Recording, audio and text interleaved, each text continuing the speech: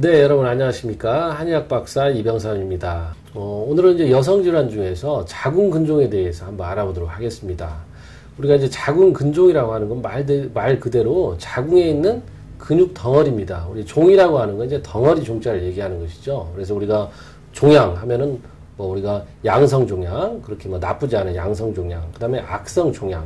악성 종양에는 우리가 이제 흔히 암을 연상할 수가 있겠죠. 그래서 그러한 양성 종양, 덩어리인데 그렇게 예후가 나쁘지 않는 양성 종양 중에서 흔한 것이 자궁근종입니다. 그런데 우리가 이제 근종이 있을 때 그러면 근종이 있는 그 근종만 떼내는 경우가 있고 또 자궁을 적출하는 경우가 있는데 우리가 자궁을 적출하는 그러한 원인 중에서 가장 큰 것이 자궁근종입니다.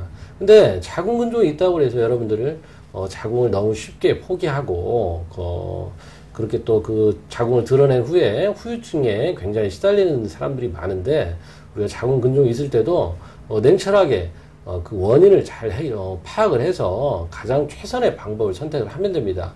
우리가 일반적으로 자궁근종이 있을 때 우리 서양의학에서 한 7cm 이상이 되면 우리가 물리적으로 뭐 압박이 있을 수가 있지 않습니까? 그래서 자궁근종으로 인해서 자궁이 커 있으니까 방광을 눌려서 뭐 소변을 자주 본다, 아니면 그 부위에 통증이 있다, 아니면 뭐 뒤쪽으로 허리에 통증이 있다, 아니면 대장을 압박해서 우리가 변비가 생긴다, 아니면 뭐 생리에 이상이 있다, 이런 증상들이 있습니다. 근데 이제 그러한 증상들을 우리 한약이나 뭐 다른 방법으로 잘 컨트롤을 할 수 있습니다.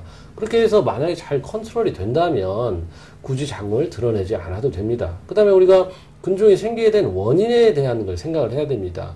근종이 자궁에 괜히 어떤 덩어리가 생기는 게 아니겠죠. 우리가 덩어리라고 하는 것은 얼음이 어는 거나 똑같습니다. 우리 얼음이 얼 때 어떻습니까?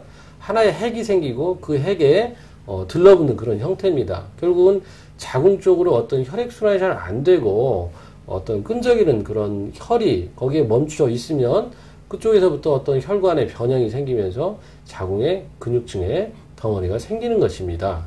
그러면 우리가 근종을 떼냈다라고 하는 것은 그런 어떤 혈액순환이 안 되고 이런 것들에 대한 결과를 제거한 것이지 그 근종을 떼냄으로써 자궁의 혈액순환이 잘 되는 것은 아닙니다. 그렇기 때문에 우리가 원인에 대한 치료가 되지 않았기 때문에 다시 또 생기는 것입니다. 그 다음에 우리가 요즘에는 자궁을 그냥 어떤 출산을 위한 도구 정도로만 생각을 하는데 우리가 출산을 하고 나서도 뭐 우리가 난소에서만 여성 호르몬이 분비된다고 뭐 그렇게 알고 있지만 또 그렇지 않고 또 자궁에서도 분비가 된다는 그런 또 학설도 있죠.